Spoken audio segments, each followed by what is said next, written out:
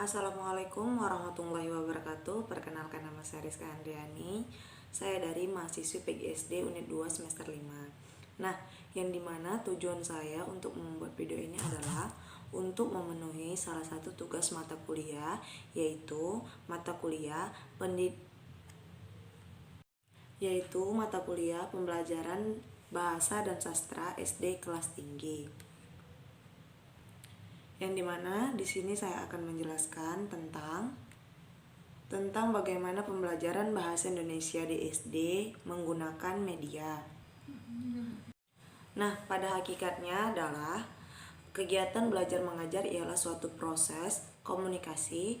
Proses komunikasi atau penyampaian pesan harus diciptakan atau diwujudkan melalui kegiatan penyampaian dan menukar pesan atau informasi oleh setiap guru dan peserta didik melalui komunikasi, pesan atau informasi yang dapat diserap oleh orang lain melalui komunikasi, pesan atau memudahkan proses komunikasi komunikator oleh orang lain sehingga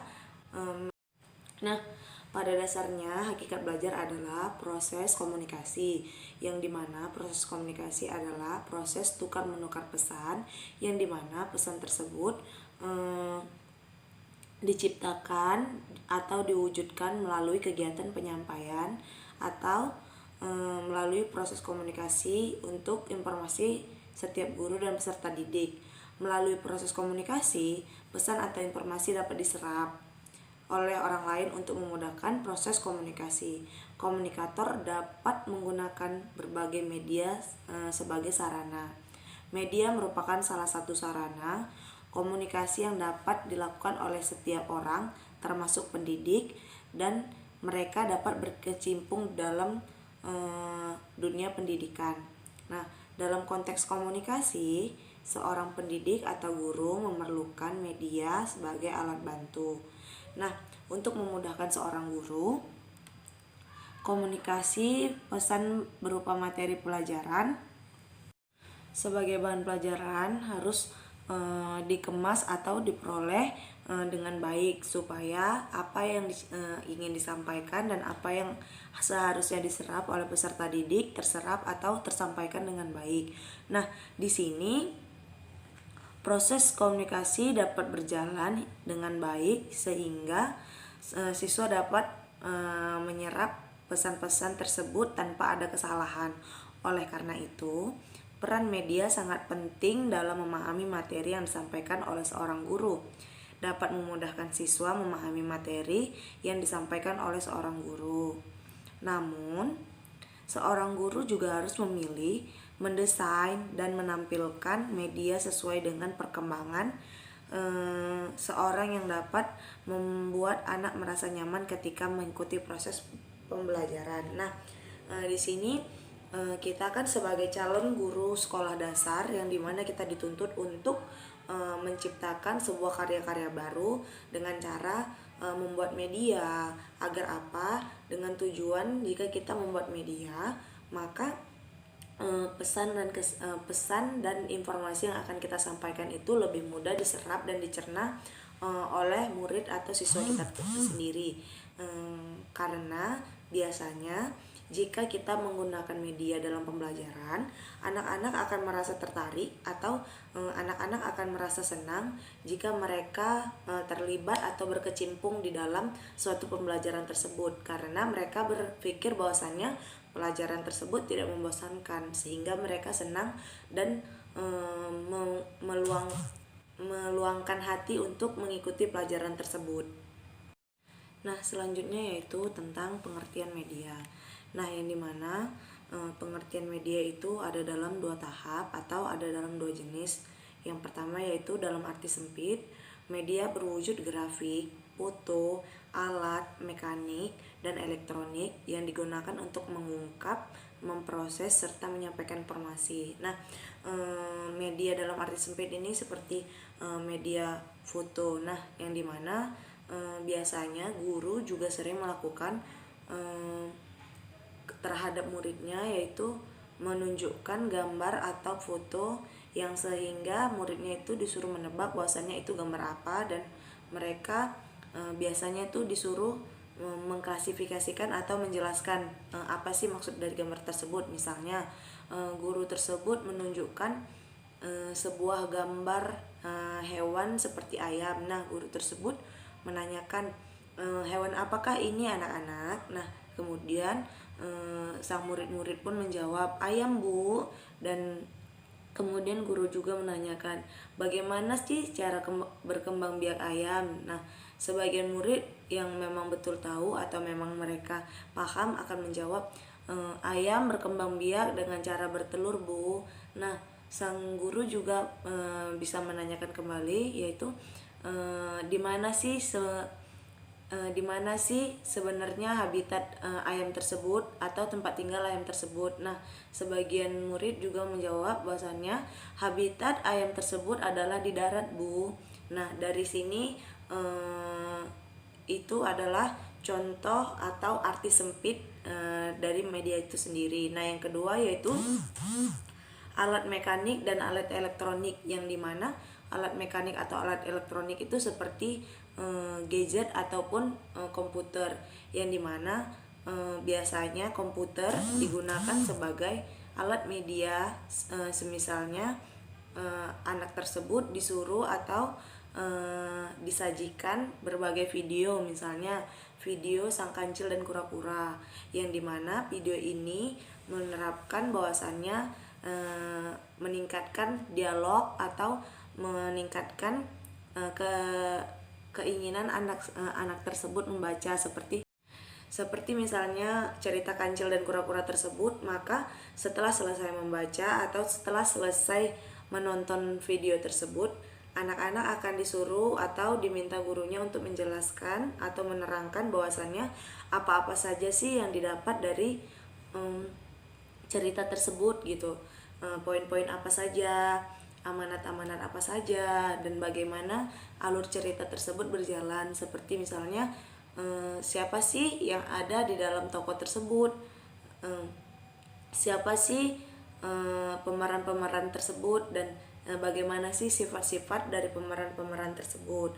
Nah, yang selanjutnya yaitu arti luas, yaitu kegiatan yang dapat menciptakan suatu kondisi hingga memungkinkan peserta didik dalam memperoleh pengetahuan, keterampilan dan sikap yang baru. Nah, seperti yang tadi kita bilang bahwasannya arti media itu kan ada dua. Nah, yang kedua ini seperti menumbuhkan keterampilan terhadap anak gitu. Nah, setelah kita memberi mereka video tersebut, maka mereka akan memahami bagaimana sih alur cerita dari video tersebut, bagaimana sih sifat-sifat tokoh tersebut. Dan jika kita meminta anak tersebut untuk maju ke depan dan menceritakan dengan gaya bahasanya sendiri, mereka akan menceritakan dengan gaya bahasa mereka sendiri. Nah, di sini kita sudah membuat atau memajukan keterampilan anak sehingga dia berani untuk tampil ke depan dan berani untuk tampil di depan teman-temannya. Nah, selanjutnya adalah analisis penggunaan media. Setiap media digunakan dalam pembelajaran tertentu, tidak asal-asalan, tetapi perlu pertimbangan kesesuaiannya. Kesesuaian penggunaan media dapat dilihat dari segi materi pembelajaran yang akan diajarkan. Pembelajaran bahasa Indonesia SD merupakan hal yang membutuhkan ketelatenan yang luar biasa dari seorang guru. Nah, termasuk dalam memilih media pembelajaran, menyesuaikan pemilihan media pembelajaran yang akan berdampak positif bagi pembelajaran.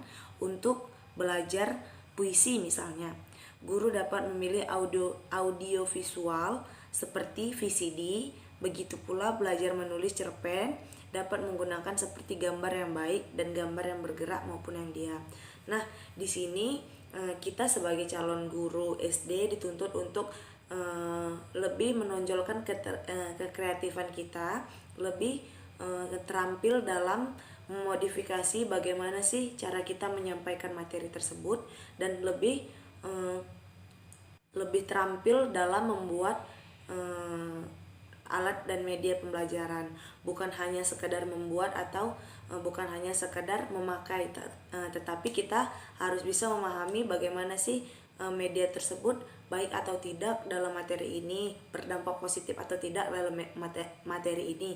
Nah, jangan sampai jika kita ingin mengajarkan tambah-tambah pada anak SD, malah kita membuat media yaitu dengan cerita atau dialog seorang kancil. Nah, dengan boneka dialog. Nah, dari sini saja kan media dengan materi yang akan kita ajarkan sudah tidak sinkron atau sudah menyimpang.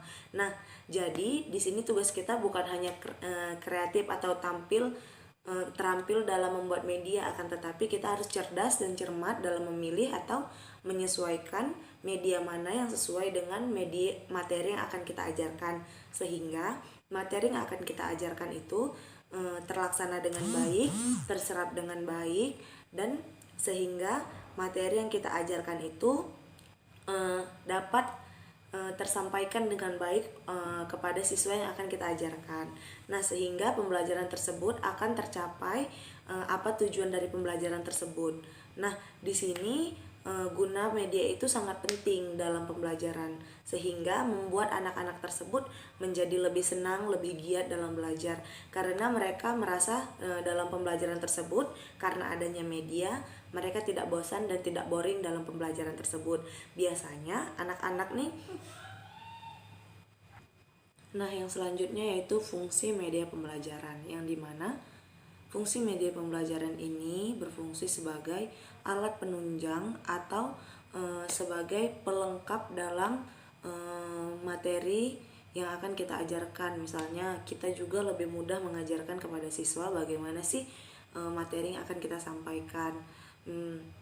Apa sih sebenarnya yang akan kita berikan kepada anak tersebut. Nah, biasanya dengan cara menggunakan alat media ini, maka kelas akan menjadi lebih kondusif karena anak-anak atau siswa-siswa tersebut lebih fokus dan lebih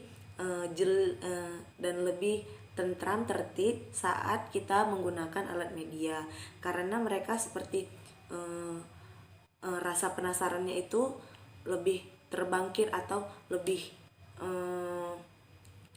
dari yang biasanya gitu, karena mereka melihat bahwasannya pembelajaran pada saat hari itu, pada saat kita menggunakan media itu adalah pembelajaran yang mengasihkan, sehingga mereka lupa bagaimana biasanya mereka tuh bosan atau boring dalam saat pembelajaran, sehingga mereka itu senang, tertib, disiplin dalam belajar, sehingga kita juga mudah menyampaikan apa-apa saja yang ingin kita sampaikan pada saat kita mengajarkan materi tersebut. Nah, di sini penggunaan media pada saat proses pembelajaran bukanlah merupakan fungsi tambahan, namun sebagai alat bantu untuk mewujudkan situasi yang lebih efektif.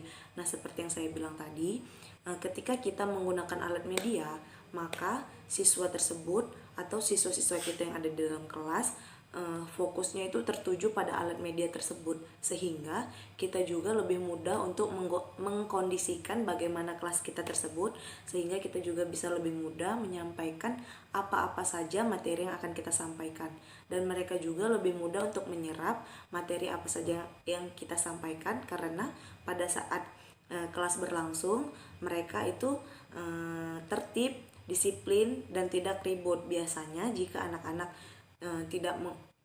anak-anak belajar dalam kondisi seorang guru tidak memberikan atau tidak menggunakan alat media, mereka akan merasa bosan, sehingga dari rasa bosan tersebut timbullah sebuah keributan atau mereka itu tidak disiplin dalam belajar, karena tingkat konsentrasi mereka itu masih rendah, sehingga mereka tidak selamanya fokus pada tujuan pembelajaran tersebut, karena mereka sudah bosan duluan. Nah, di sini juga penggunaan alat media bukanlah sebuah bagian yang integral dari keseluruhan situasi mengajar. Nah, yang selanjutnya yaitu media dalam pembelajaran sifatnya integral dengan tujuan isi pembelajaran. Nah, yang dimana saya tadi mengatakan bahwasannya misalnya dalam pembelajaran bahasa Indonesia, nah seorang guru tersebut memiliki media yaitu boneka dialog, yang dimana boneka dialog tersebut akan menyulap konsentrasi anak menjadi fokus kepada boneka tersebut karena mereka menganggap boneka tersebut menarik. Nah, misalnya nih dalam kondisi tersebut, guru tersebut membuat boneka dialog dan memperagakannya di depan kelas. Nah, misalnya cerita Upin Ipin, guru tersebut membuat boneka yaitu Upin dan Ipin. Nah, setelah guru tersebut menerangkan atau mempraktekkan bagaimana cara memakai boneka dialog tersebut, guru bisa menyuruh atau meminta anak-anaknya atau anak-anak muridnya maju ke depan kelas untuk mempraktekkan bagaimana sih cara menggunakan boneka tersebut sehingga mereka merasa senang dan mereka tidak sedang dalam tekanan belajar, sehingga mereka itu berpikir bahwasanya belajar itu mengasihkan, belajar itu bukan hanya sekedar tentang soal. Nah, mereka itu jadi mempunyai mindset bahwasannya belajar itu mengasihkan, dan pada saat mereka itu menggunakan boneka dialog, mereka akan menggunakan dengan gaya bahasa mereka sendiri dengan modifikasi bagaimana mereka ingin membuat boneka dialog tersebut dengan judul cerita atau dengan tema cerita yang masih sama.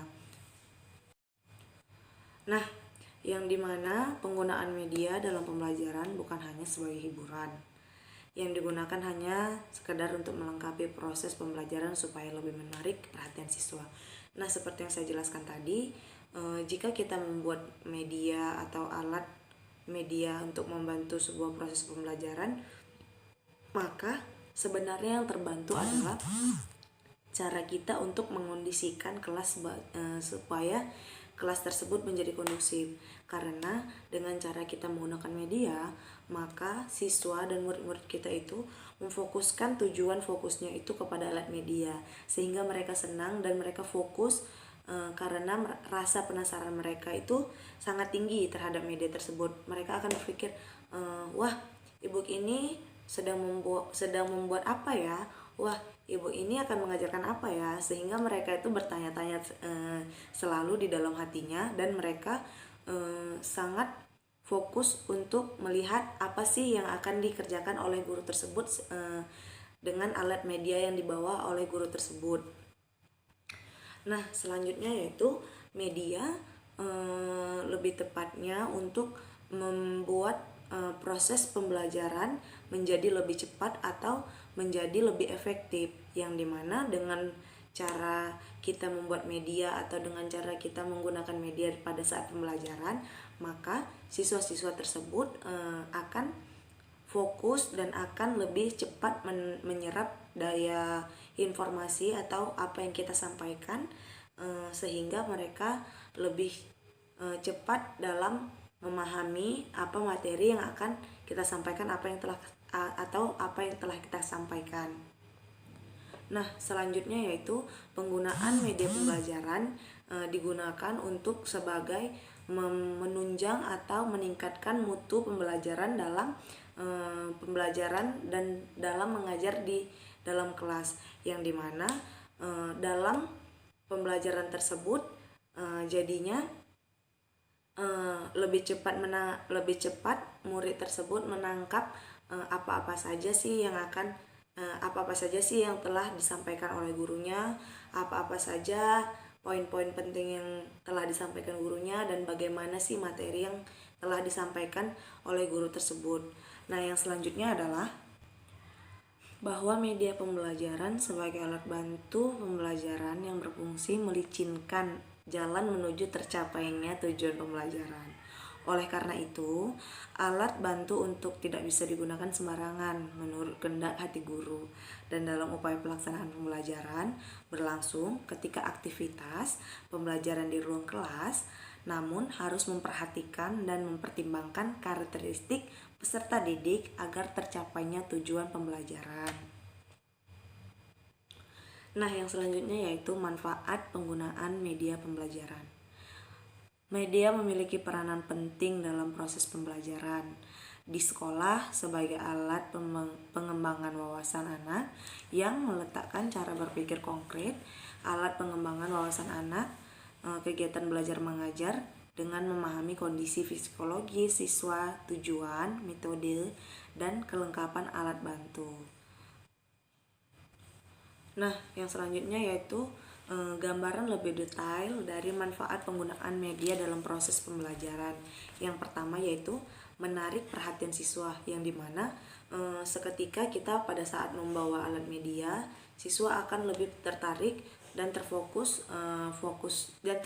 fokusnya kepada alat media tersebut karena mereka memiliki rasa penasaran dengan apa sih yang sedang dibawa oleh guru tersebut dan dengan apa sih yang akan disampaikan oleh guru tersebut dengan alat medianya. Nah, yang selanjutnya yaitu membantu mempercepat dalam pemahaman, yang dimana pada saat kita menggunakan alat media, nah di sini siswa kan lebih tertuju fokusnya ke alat media atau dengan materi yang kita sampaikan. Nah, pada saat mereka fokus, maka pembelajaran di dalam kelas tersebut menjadi tertib, menjadi disiplin, sehingga mereka lebih mudah menyerap apa yang akan disampaikan oleh gurunya dan apa yang telah disampaikan oleh gurunya, sehingga di sini meningkatkan tingkat pemahaman siswa dalam menyerap materi apa-apa saja yang telah disampaikan oleh gurunya.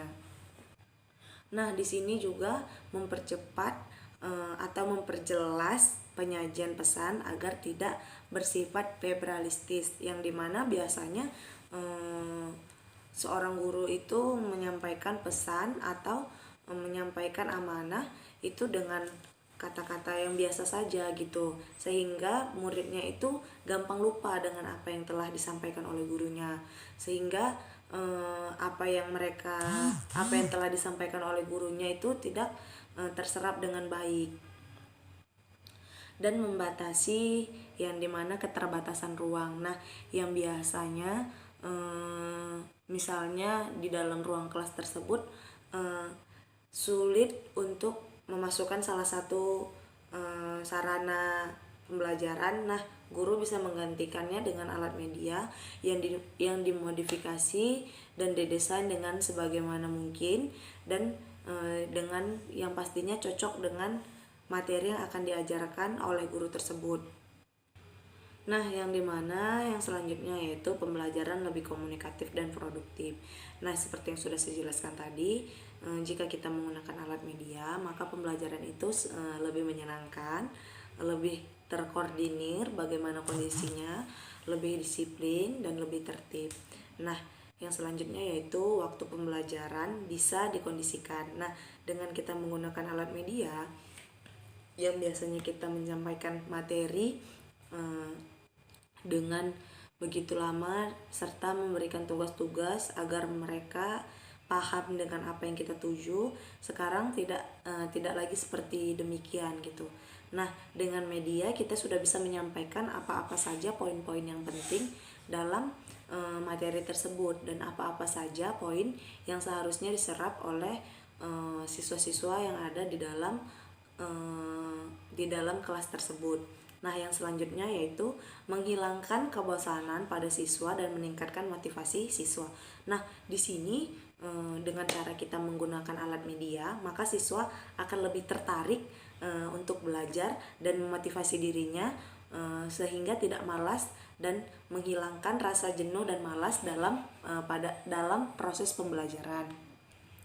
Nah, oleh karena itu, penggunaan media tidaklah sebaiknya yang asal-asalan untuk mengembangkan minat belajar pada anak. Namun, pemilihan media dapat memperjelas siswa berpikir konkret sebelum mampu berpikir abstrak sehingga situasi